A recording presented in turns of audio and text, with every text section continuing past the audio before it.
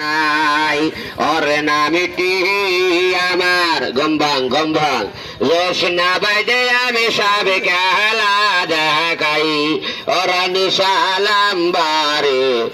সাতটার নাম বলেছি মাইকে দূরে আসলে বাজান ফোনা আছে দেখেন এর ফোনার সাথে এর ফোনার মিল নাই এই সপ্তাহ 20 থেকে 30,000 টাকা দাম আছে কারণ এর একটা বেশের 10টা কিনা যাবে সাপের সাথে সাপের বিষের দাম বেশি মিয়া ভাই একবারে বিষের দাম বর্তমানে 1,80,000 টাকা সাপের বেশি বড় বড় ইঞ্জেকশন মেডিসিন আসছে বাবাজি তবে কি সাপে কামড়াইছে বাজার নাম না করলে পুষ করবে না এই নাগিনি আরো বড় হয় লম্বা হয় গম্বাং তাহলে করে একটু সালাম দিয়ে বিনবাসীর তালে তালে সবাই লক্ষ্য করবেন আজকেরা বাসায় যায় গল্প দেবেন কিভাবে করি চললো কিভাবে চেষ্টা লাগলো এই গম্বাং ফোনাটা তুলিয়া দে জনগণ তোরে দেখতে চাই উঠে আয় হ্যাঁ ওইটারে ধরবেন এই যে এইটার সাথে আপনি এরা ধরবেন আপনারা ধরবেন গম্বাং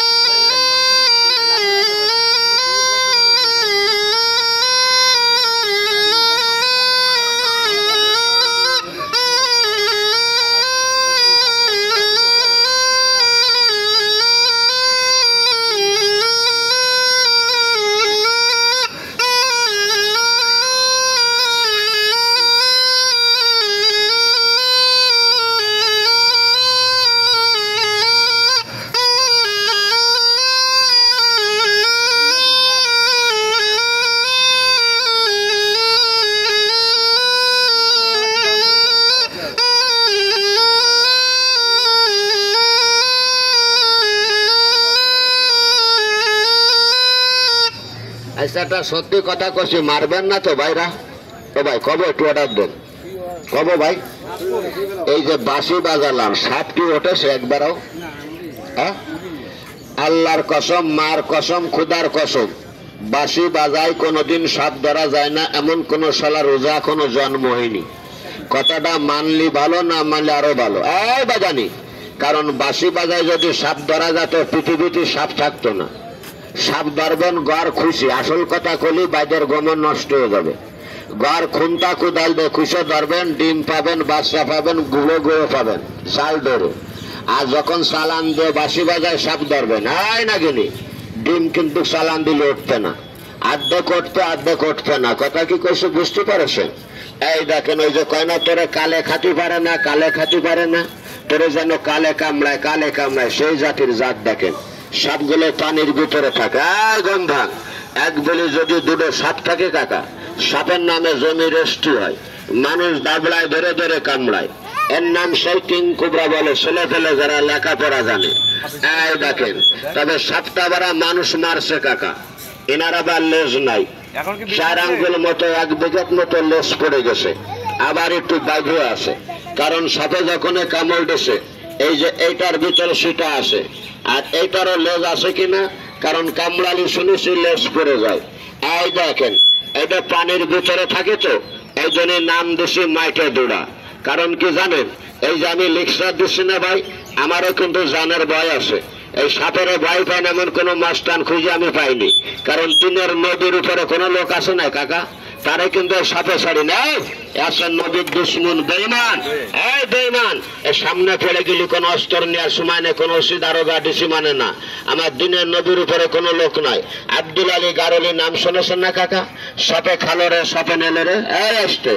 আব্দুল আলীকে উড়ায় ওঠো কারণ নবী আসে পাপ আর পাপে আসে মৃত্যু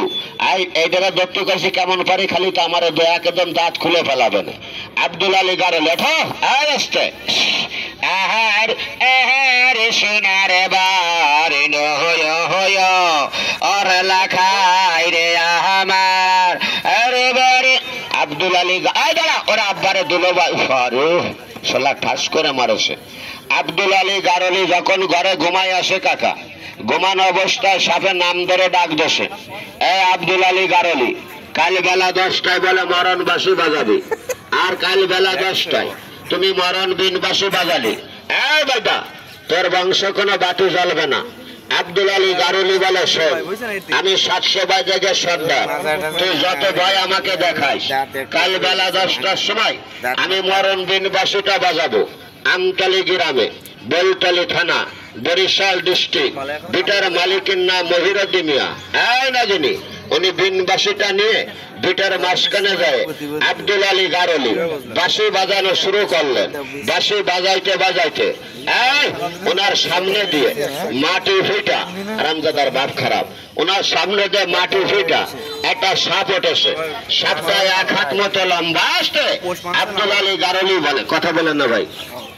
আব্দুল আলী গারুলি বলে, সাপ তুমি যত যাই করো তোমার মাথায় মনি আসে, তোমারে ধরতে পারলে আমার লাভ আছে। আবার যখন বাঁশি বাজাতে গেছে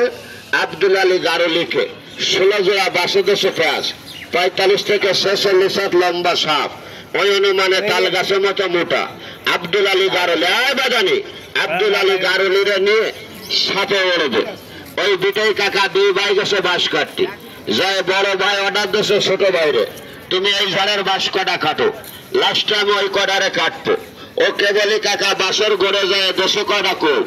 আর যে কটা কোপ দোষে ও দেখতেছে বাঁশ ভাইয়ে জ্বর করে তাজা রক্ত পড়ে।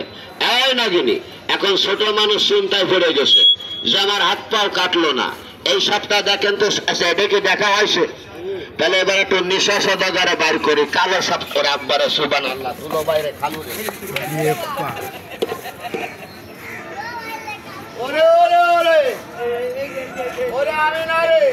রাসূল বলে আগামীকাল যাইও,